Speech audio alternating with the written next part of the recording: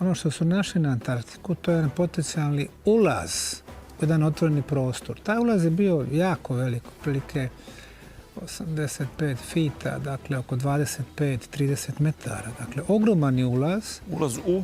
Kao u neku otvorenu prostoriju, kao na prvi pogled u pećinu.